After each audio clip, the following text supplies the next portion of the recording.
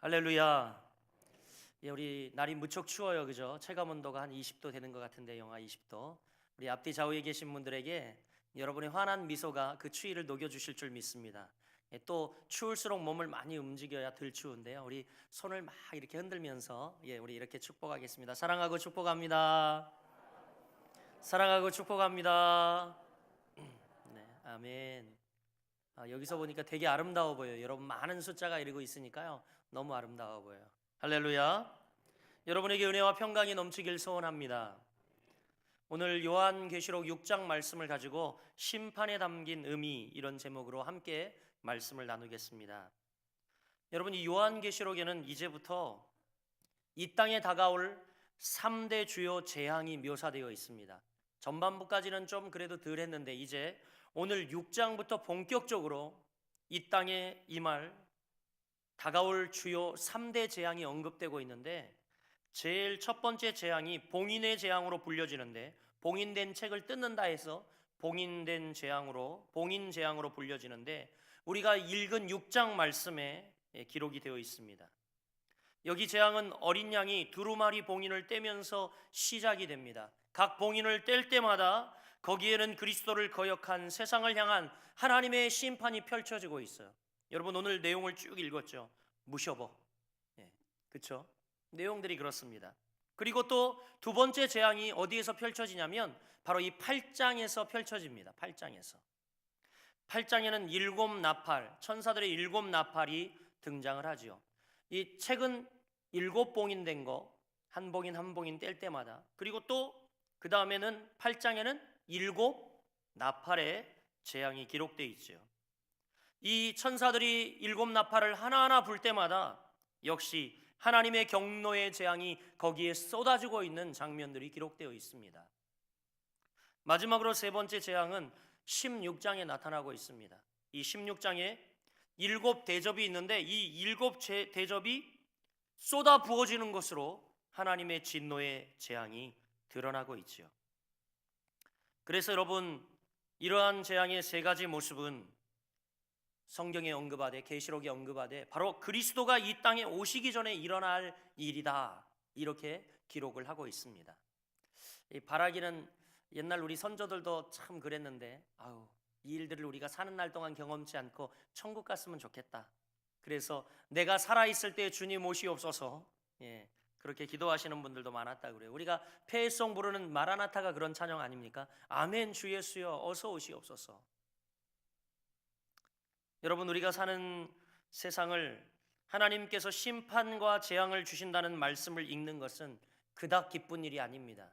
벌써 요한계시록 6장을 읽고 났더니 여러분 표정이 다 어두워졌어요. 재앙의 말씀이기 때문에 이 말씀을 읽고 참 마음이 편안치 않고 역시 설교하는 저도 참 결코 쉬운 일은 아닙니다. 세상에는 하나님이 행하신 재앙과 심판의 결과로 엄청난 고통이 있을 것이다 이렇게 이야기하고 있는데 여러분 우리가 알고 있는 하나님의 선하신 이미지 하나님은 사랑이시다. 죽기까지 자기 아들을 내어주신 그 큰 사랑 이런 내용들을 볼 때 하나님의 심판 이것은 우리에게 많은 의문을 남깁니다. 우리를 그토록 사랑하시는 하나님이 왜 이 땅을 심판하려 하시는 걸까? 어쨌든 여러분 이 모든 재앙을 행하시는 하나님은 너무나 무서워 보입니다. 우리 옆 사람에게 한번 이야기해 봅시다. 미셔버. 아주 무섭죠. 무서워요. 무서워요. 무섭습니다. 그렇다면 왜 하나님은 이러한 고통과 아픔, 심판을 우리에게 행하셔야만 했는가라는 거죠. 거기에는 재앙과 심판을 내리시는 하나님의 의미가 있고 목적이 반드시 있다라고 생각이 되어집니다. 왜냐하면 우리 하나님께서는 어떤 일도 목적 없이 행하는 바가 없었기 때문에 우리에게 이 심판을 약속하시고 재앙이 내릴 것이라고 약속하는 것도 반드시 이유가 있다라는 거죠. 할렐루야. 분명히 이유가 있습니다. 그러면 여러분 심판의 목적이 뭘까요? 그것은 우리에게 바로 첫 번째 심판의 목적은 회개를 촉구하기 위해서입니다. 아멘. 그렇습니다. 여기에 나오는 재앙의 목적은 우리들이 죄로부터 돌아서는 회개에 초점을 맞추고 있습니다. 이러한 회개로 말미암아 우리는 죄로 인한 죽음으로부터 생명의 길로 인도함을 받게 될 것입니다. 에스겔서 33장 11절에 이렇게 말씀이 기록되어 있습니다. 너는 그들에게 말하라. 주 여호와의 말씀이니라. 나의 삶을 두고 맹세하노니 나는 악인이 죽는 것을 기뻐하지 아니하고 악인이 그의 길에서 돌이켜 떠나 사는 것을 기뻐하노라. 이스라엘 족속아 돌이키고 돌이키라. 너희 악한 길에서 떠나라. 어찌 죽고자 하느냐. 아무도 아멘 안 하실 줄 알았어요. 마지막 날을 보고 에스겔 선지자를 통하여 하나님이 말씀하신 거예요. 너는 그들에게 말하라. 주 여호와의 말씀이다. 나의 삶을 두고 맹세하노니. 내가 누구예요? 여호와 하나님이죠. 나의 삶을 두고 맹세하노니 나는 악인이 죽는 것을 기뻐하지 아니한다. 악인이 그의 길에서 돌이켜서 떠나 사는 것을 나는 기뻐한다. 오해하지 말라는 거예요. 나는 악인을 심판하고 악인을 죽이는 걸 결코 기뻐하는 이가 아니다라는 겁니다.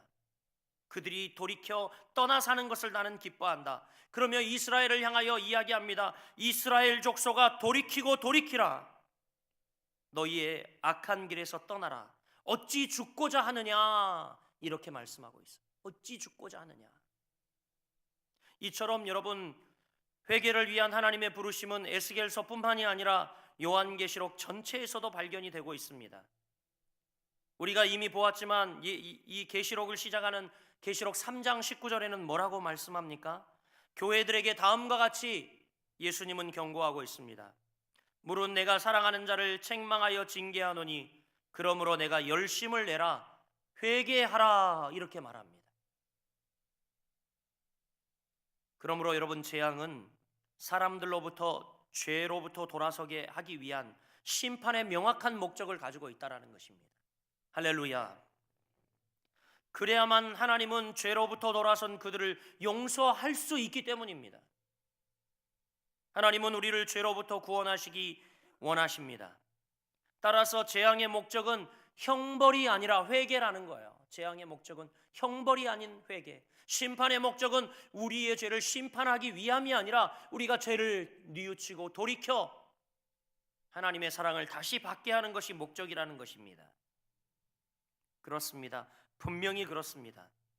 하나님은 단순히 우리를 처벌하려고 재앙을 내리시는 것이 아닙니다. 고치기 위하여 이런 조치를 내리심을 믿으시길 바랍니다. 이처럼 우리 하나님은 징벌이 아닌 우리에게 도리어 화해를 갈망하시는 분이에요. 얼마나 화해를 갈망하셨으면 죄에서 돌이키지 않는 우리들을 위하여 아기 예수 그리스도를 이 땅에 성육신하여 보내주시고 그분이 십자가에 못 박혀 돌아가 우리의 죄값을 치르기까지 기다리셨다가 이제 하늘로 다시 부활하여 승천케 하셨을까요?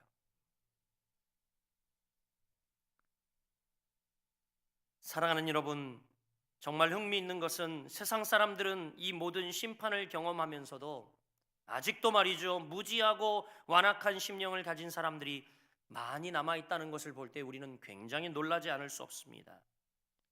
그러나 여러분, 요한계시록에 이건 이미 예고된 일입니다. 요한계시록 9장 20절과 21절 말씀, 바로 여러분 그 뒤에 기록되어 있는데 제가 봉독해 드리겠습니다. 이 재앙에 죽지 않고 남은 사람들은 손으로 행한 일을 회개하지 아니하고 오히려 여러 귀신과 또는 보거나 듣거나 다니거나 하지 못하는 금, 은, 동과 목석의 우상에게 절하고 그 살인과 복술과 음행과 도둑질을 회개하지 아니하더라. 회개를 위한 재앙이 있었음에도 불구하고 어떤 사람들은 회개는커녕 더욱 완악한 심령으로 바뀌어지고 있다는 거죠. 우리는 그들의 모습을 요한계시록 16장 9절, 그러니까 7 대접의 재앙이 쏟아지는 곳에서도 발견할 수 있습니다. 요한계시록 16장 9절은 이렇게 기록합니다. 사람들이 크게 태움에 태워진지라 이 재앙들을 행하는 권세를 가지신 하나님의 이름을 비방하며 또 회개하지 아니하고 주께 영광 돌리지 아니하더라. 여러분, 이 말씀 자세히 보세요. 지금 7 대접의 재앙이 쏟아졌어요. 그래서 그들이 크게 태워졌대요. 막 불이 쏟아진 거죠. 태워졌대요. 그런데 이 재앙이 임했음에도 불구하고 그 권세를 가지고 행하시는 하나님을 비방하고 어쨌다고요? 회개하지 아니하고 주께 영광 돌리지도 않더라. 이게 인간의 완악함인 거예요. 마지막 심판이 막 쏟아지고 있는데도 아우 두려워, 하나님 앞에 엎드려 하나님 내가 잘못했습니다, 이것이 합당한 태도일 텐데 정말 완악해져서 전혀 불이 쏟아지고 있음에도 그 불로 태워지고 있는데도 불구하고 그 권세를 행하시는 하나님을 향하여 이름을 비방하고 회개치 아니하다, 이렇게 이야기하고 있는 거죠. 여기 그들의 반역적 모습, 그들에게 생명을 주신 하나님께 복종하지 않고 그분이 우주의 왕이심을 인정하지 않는 이 모든 행위들은 바로 하나님의 심판의 타당성을 우리에게 이해케 하고 나타냅니다. 이처럼 강팍한 우리의 심령은 결국 하나님의 진노의 심판 앞에 엄청나게 큰 고통을 당하고 말 것입니다. 로마서 2장 5절부터 8절 말씀 보면 이렇게 기록되어 있죠. 다만 내 고집과 회개하지 아니한 마음을 따라 진노의 날, 곧 하나님의 의로우신 심판이 나타나는 그날에 임할 진노를 내게 쌓는도다. 하나님께서 각 사람에게 그 행한 대로 보응하시되 참고 선을 행하여 영광과 존귀와 썩지 아니함을 구하는 자에게는 영생으로 하시고, 오직 당을 지어 진리를 따르지 아니하고 불의를 따르는 자에게는 진노와 분노로 하시리라. 사랑하는 여러분, 그러므로 우리는 삶 가운데 하나님으로부터 징계를 당할 때에 자신의 죄를 분명히 볼 수 있어야 할 줄 믿습니다. 그리고 회개하고 죄로부터 돌이켜 부드러운 마음을 가질 수 있어야 할 줄 믿습니다. 그래야 영원한 심판의 고통으로부터 해방될 수 있습니다. 이 하나님의 심판은 우리에게 여러분 바로 하나님께서 우리를 향하신 큰 사랑으로 우리가 죄의 길에 돌이켜 생명을 얻게 하는 하나님의 귀한 목적이 있음을 믿으시길 바랍니다. 두 번째, 여러분, 이 심판에는요 하나님의 인내심이 있습니다. 할렐루야. 심판 가운데는 하나님의 인내심이 담겨 있어요. 하나님의 인내심. 실제로 놀라운 것은 하나님이 날마다 짓는 우리의 죄에 대해서 심판하지 않으신다는 것이 여러분 놀라운 거예요. 지금 사실은요. 이 땅을 살아가면서 여러분 놀랍지 않습니까? 날마다 죄를 짓고 살아가는 우리들을 지금 당장 즉각 심판하지 않는다는 것이 여러분 얼마나 놀라운 일입니까? 우리 옆 사람에게 한번 야! 그래 보세요 한번. 왜냐하면 꾸벅꾸벅 저한테 인사를 계속 설교 시간에 왜 인사를 하는지 모르겠는데 왜 인사를 하시는지 모르겠어요 저에게. 우리는 확실히 하나님께 심판을 받을 만한 삶을 살 때가 너무나 많습니다. 그러나 하나님은 마지막 심판 때까지 우리를 기다리고 기꺼이 기회를 주시며 참고 인내하는 하나님이 아니라면 그 어떤 사람도 하나님 앞에 살아남을 수 있는 사람이 없을 줄 믿습니다. 요한계시록 2장에는요 어떤 내용이 기록되어 있습니까? 두아디라 교회를 향하여 예수님이 말씀합니다. 예수님은 두아디라 교회가 성적으로 부도덕한 여선지자에 대해서 너무너무 관대했어요. 이 성적으로 관대하며 정말 이 거짓 여선지자가 들어와서 교회를 어지럽힘에도 불구하고 두아디라 교회가 그 여선지자에 대해서 너무 관대한 겁니다.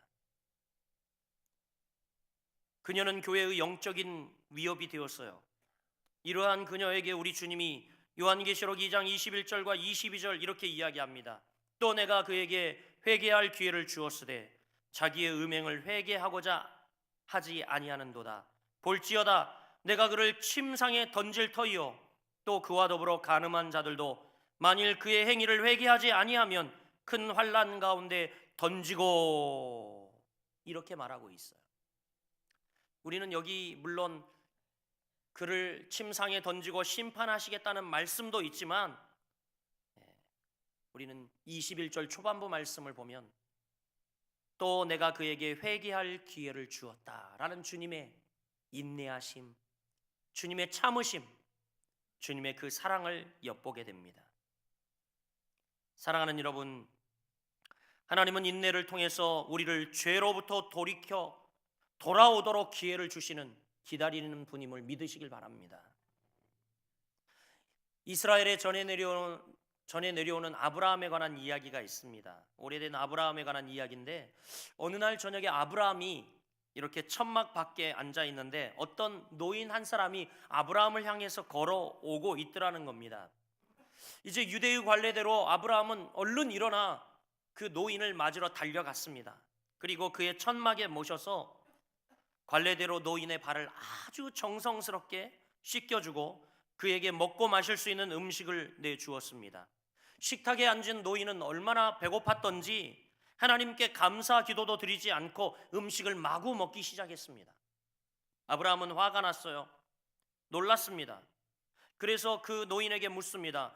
왜 당신은 하나님께 감사를 돌리지 않고 음식을 먹습니까? 이 피곤한 노인은 이렇게 대답을 했어요. 나는 오직 불의 신에게만 감사하지 다른 신은 믿지도 않고 다른 신에게는 감사하지 않습니다. 그 소리를 듣자 아브라함은 너무너무 화가 났습니다. 결국 아브라함은 화를 내며 식사 중이던 이 노인을 집 밖으로 내쫓았어요. 그의 모습이 그의 눈에서 사라지고 보이지 않았습니다. 얼마 후에 하나님께서 아브라함을 찾아오셨어요. 그리고 아브라함에게 묻습니다. 아브라함아, 내가 음식을 주고 쉴 수 있도록 초대한 손님이 어디 계시냐 물어본 거예요. 아브라함이 이야기를 합니다. 하나님, 나는 그를 아주 멀리 내쫓았습니다. 왜냐하면 그가 내가 좋은 음식을 배설했음에도 불구하고 하나님께 감사하지 않으므로 율법을 어겼기 때문입니다. 이렇게 아브라함이 대답을 했어요. 그러자 하나님이 말씀합니다. 낮은 음성으로 하나님이 얘기해요. 아브라함아, 나는 그가 8년 동안이나 나를 섬기지 않았어도 나는 참았다. 근데 너는 어찌 하룻밤도 참을 수 없었더냐? 이렇게 말씀하더라는 거예요. 아브라함을 찾아왔던 노인은 불의 신만 섬겼어요. 하나님을 믿지 않았습니다. 8년 동안이나 하나님은 기다렸다는 거죠. 그런데 아브라함아, 너는 하루도 기다리지 못하고 그 노인을 쫓아낼 수 있느냐? 하나님이 이렇게 말씀하시는 거죠. 이 유대에 오래 내려오는 이 구절을 읽으며 참 느낀 바가 많았습니다. 그렇지, 우리는 사람에 대해, 상황에 대해서 우리 인간은 어떻게 해요? 잠시도 참지 못하고 내가 지고 내가 불의함을 당하는 것, 이걸 잠시 기다리지도 못합니다. 그래서 어떻게 해요? 막 우리가 항변하기도 하고 싸우기도 하고 내 권리를 찾으려고 하기도 하고 그러죠. 그런데 우리 하나님은 어떻게 하십니까? 무려 8년 동안이나 기다렸는데 넌 하루도 못 기다리냐? 여러분, 그 관점으로 우리를 내려다봤어요. 하나님이 나에 대해서 얼마나 참고 계실까? 하나님이 이 세상에 대해서 얼마나 참고 계실까?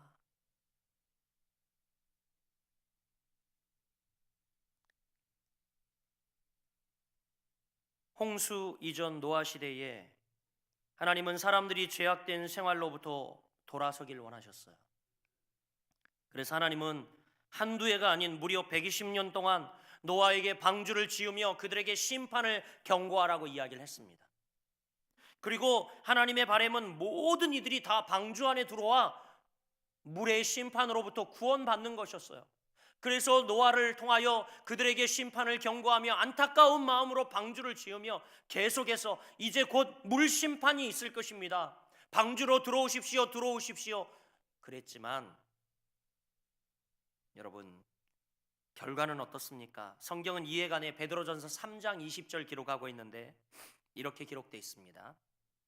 보이시는 분들은 같이 읽죠. 그들은 전에 노예의 날 방주를 준비하는 동안 하나님이 오래 참고 기다리실 때에 복종하지 아니하던 자들이라. 방주에서 물로 말미암아 구원을 얻은 자가 몇 명뿐이니 겨우 8명이라. 몇 명이라고요? 겨우 8명.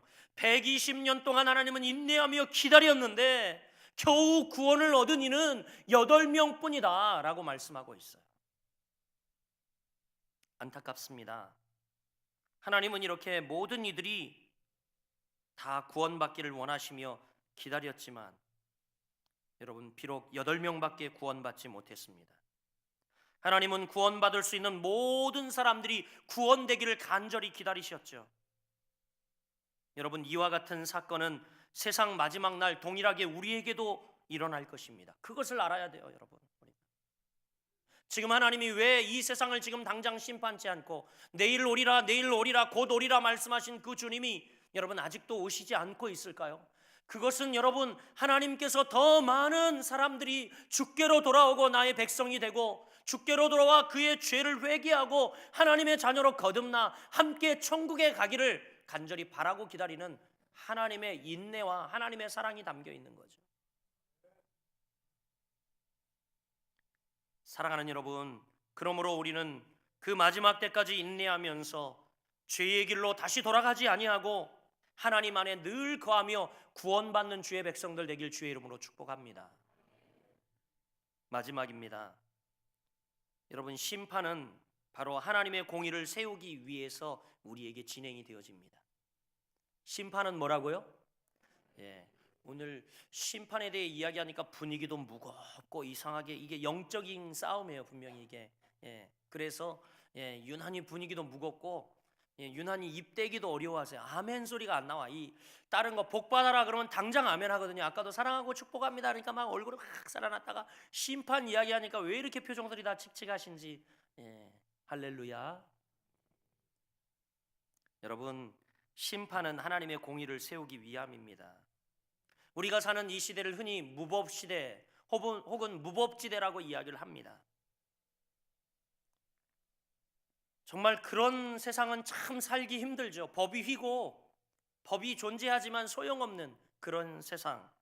지금도 세계 곳곳 뉴스를 보면 폭동이 일어나고 텔레비전 통해서 여러분 보아 알겠지만 얼마나 비참하고 억울한 일들이 우리의 주변에 우리가 살고 있는 이 세상에 많은지. 무법지대가 된다는 것은 결코 바람직한 사회가 아닙니다. 그러므로 여러분, 무법지대에 살고 있는 모든 사람들이 간절히 원하는 것이 뭡니까? 정의가 올바로 행사되기를 간절히 원하죠. 정의가 이루어졌으면 좋겠다. 여러분 한번 만약 상황을 바꿔서 이야기해 보십시오. 여러분이 만일 힘을 가진 자들에 의해서 억압을 받거나 또 힘 있는 자들에게 여러분 재산을 빼앗기고 학대를 받는다면 우리들은 어떤 마음을 갖겠습니까? 우리나 우리 가족들이 그런 일을 당한다면 우리들의 원한을 해결해 줄 수 있는 하나님의 심판을 갈망하게 될 겁니다. 그렇지 않아요? 그런 거죠. 한 가지 일례를 들어보면 2차 세계대전 동안 여러분도 잘 알다시피 유대인들은 아주 조직적으로 살해를 당했습니다. 어떤 나라들로부터 도움을 받지 못했어요. 이러한 그들은 정의가 너무 갈급해 보였습니다. 그들은 죽음의 현장에서 희미하게 정의를 찾고 갈망했어요. 그런데 마침 온 세계를 정복할 것 같던 독일의 기세는 꺾였고 마침내 그들이 항복하면서 그 독일은 국제사회의 심판을 받아야 했습니다. 그리고 독일의 항복과 더불어 죽음의 캠프에 있던 유대인들은 석방되고 해방을 얻게 되었어요. 이러한 독일은 멸망의 심판을 받았습니다. 그리고 유대인들은 구원을 받게 되었죠. 여러분, 이 사건은 마지막 날 이 세상에 나타날 모습과도 너무 흡사합니다. 그래서 세대주의 신학자들은 바로 이 일들을 이렇게 예수님이 오시기 전 징후다, 이렇게 시대적으로 이 사건을 그렇게 해석하는 사람도 있습니다. 여러분, 우리는 오늘 신학적이고 그리고 복잡한 그런 데 마음을 두는 것이 아니라 하나님께서 왜 심판을 하시는가, 그것에 대해 초점을 맞춰 보고 있습니다. 그렇습니다. 여러분, 어쩌면 이 사건은 미래의 예표일 수도 있습니다. 하나님의 심판은 잔악한 행위, 불의에 대해서 그리고 폭력에 대해서 행해지게 될 것입니다. 그리고 하나님은 진지하게 그들의 죄를 일일이 다 조사하실 것입니다. 그리고 하나님의 공의를 세우실 것입니다. 15일자 신문을 읽으면서 마음에 참 이런 표현 쓰면 어떨지 모르겠지만 통쾌함이 임했어요. 뭐냐면 이런 기사였어요. 법꾸라지 법에 걸리다. 법꾸라지가 법에 걸리다. 이 이야기였어요. 누구를 이야기하는지 여러분 잘 아실 겁니다. 우병우 전 청와대 민정수석이 드디어 여러분 법망에 걸려 구속이 되었어요. 그는요 놀라울 기록을 가지고 있습니다. 사법시험을 20살에 여러분 패스했어요. 그가 서울대 법대 3학년 재학 시절 사법시험을 패스했습니다. 우리나라 최고 연소자로 사법시험에 패스한 거예요. 그리고 줄곧 엘리트 검사로서 승승장구했죠. 무소불위의 권력을 가진 그가 결국 여러분 3번에 걸친 검찰의 공격에 의해 허물어졌습니다. 자신의 비리를 캐려 조사했던 감찰관의 뒤를 캐려 국가정보원을 동원했던 이것이 걸렸어요. 무소불위의 권력에 있으니까 자기를 감찰하려던 이 감찰원의 뒷조사를 국정원을 시켜서 했던 이 일들이 발각되면서 여러분 이것이 빌미가 되었어요. 드디어 15일 구속영장이 받아들여졌고, 구속영장을 들고 찾아간 검사가 구속영장을 그에게 내밀자 그가 흠칫 놀랐다고 합니다. 왜 놀랐겠어요? 여러분 정말 법을 손바닥처럼 환히 육법 전서를 아마 머릿속에 그냥 다 새겨가지고 다닐 겁니다. 그런 사람이 법망에 걸릴 줄은 상상도 못했을 거예요.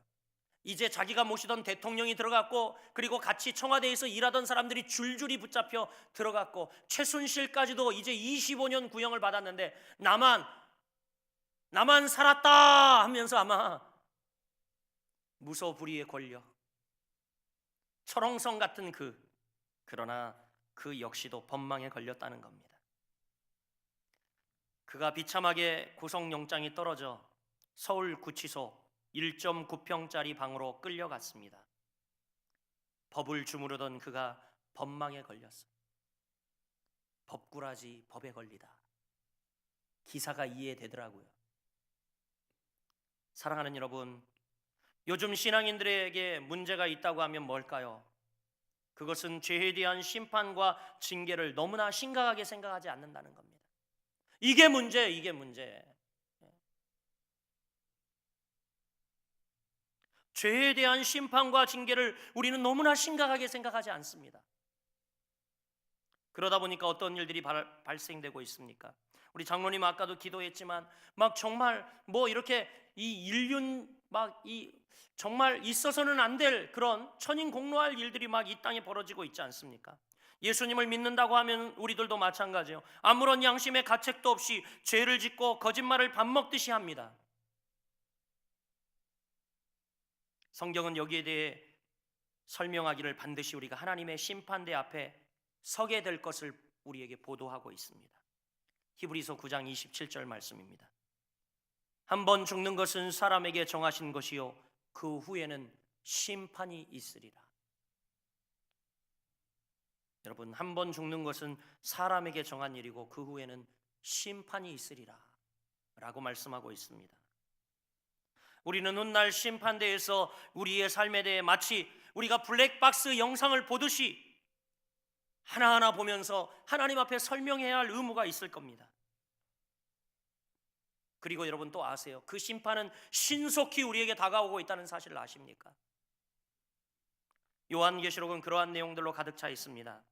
하나님의 심판대 앞에서 부리는 정의의 하나님으로부터 심판될 것이고 우리의 의로움은 상을 받게 될 것이다. 이게 하나님의 공의죠.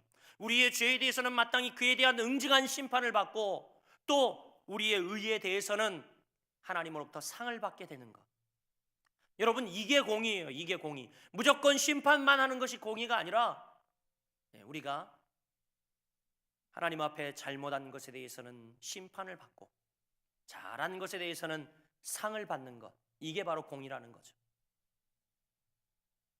그러므로 하나님의 심판이 온다는 것은 신앙인들에게 언제나 기쁨의 근원이 됩니다. 할렐루야. 여러분 하나님의 심판이 우리에게 온다는 것은 우리에게 기뻐할 일이 되어야 해요. 기쁨이 되어야 합니다. 전혀 얼굴에 기뻐하는 기색이 없습니다. 심판 얘기하니까 그렇죠. 기뻐해야 되거든요. 이 심판이 온다는 것, 우리 믿는 이들에게, 하나님의 자녀들에게는 여러분 기쁜 일인 거예요. 기쁜 일. 할렐루야. 우리 옆 사람 축복하겠습니다. 할렐루야. 심판이 온답니다.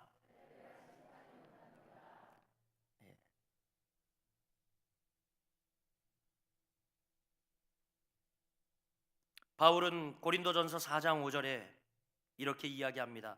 그러므로 때가 이르기 전 곧 주께서 오시기까지 아무것도 판단하지 말라. 그가 어둠에 감추인 것을 드러내고 마음의 뜻을 나타내리시리니 그때에 각 사람에게 하나님으로부터 칭찬이 있으리라. 아멘. 바울은 이 땅에 별로 낙을 누리지 못하고 살았지만 그가 그래도 감사하며 기쁨으로 살 수 있었던 것, 그게 뭘까요? 그건 바로 하나님께서 이제 곧 모든 어둠에 감춘 것을 드러내실 그때가 있는데에 그때 하나님이 각 사람에게 칭찬을 주시리라. 칭찬에 대한 확신이 있었던 거죠. 믿음으로 잘 살았다는 이야기예요. 할렐루야. 사랑하는 여러분, 심판이 고대되어야 돼요. 심판이 기쁨이 되어야 할 줄 믿습니다. 바울처럼 하나님으로부터 칭찬이 있을 거다 간절히 기다릴 수 있는 여러분들이 되시길 주의 이름으로 축복합니다. 저도 하나님께 칭찬받고 싶어요. 다른 일 아니더라도 하나님, 정말 하나님이 너 뭐 했어? 천국 가서 그러면 다른 건 몰라도 하나님, 그래도 제가 건강한 교회, 하나님이 원하시는 교회 하려고 몸부림치다 왔습니다. 그래서 칭찬받길 원해요.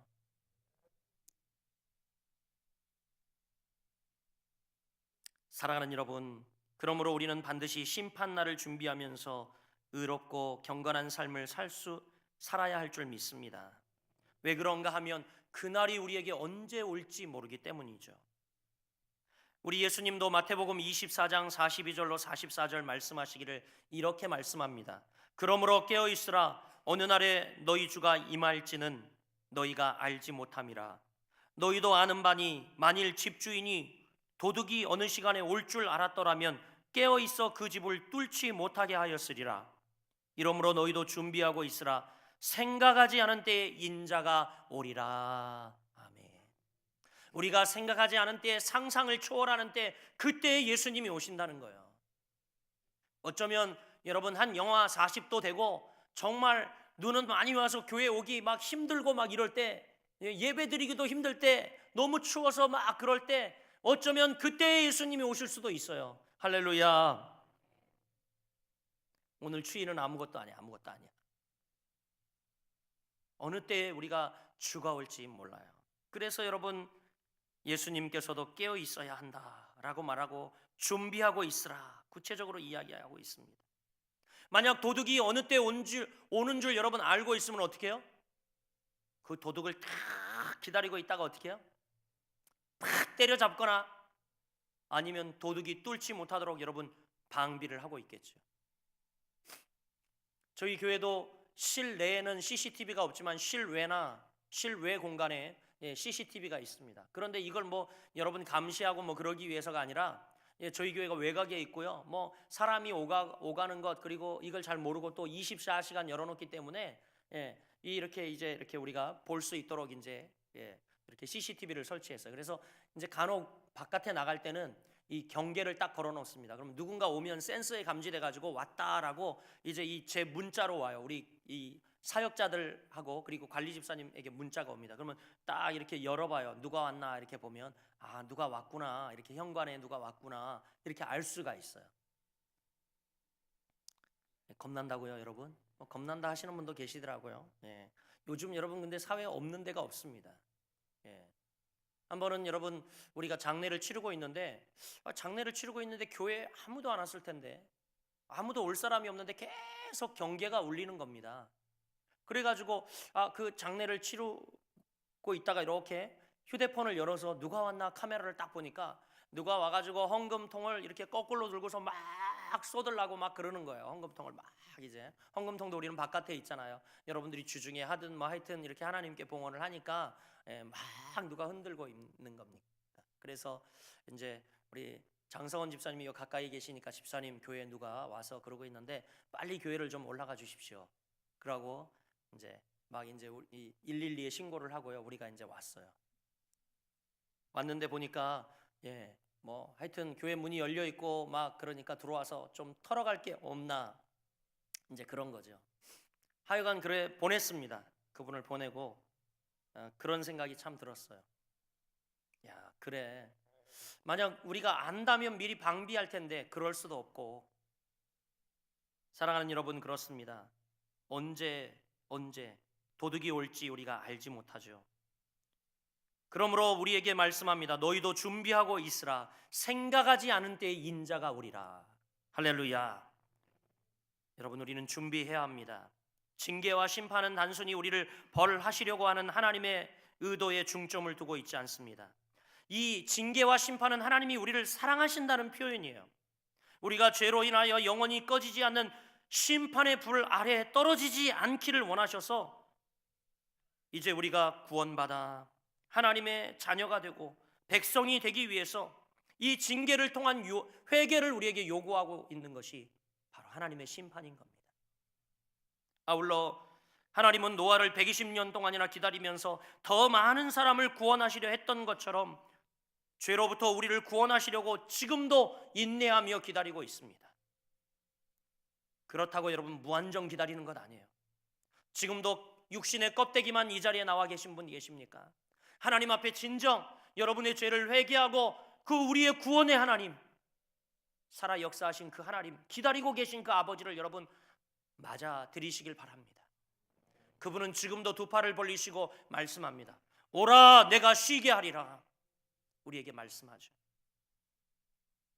하나님의 무서운 심판대 앞에 반드시 죄의 대가를 지불해야 할 날이 오기 전에 우리는 그 주님을 맞이하고 회개하여 구원 얻는 여러분 되시길 바랍니다.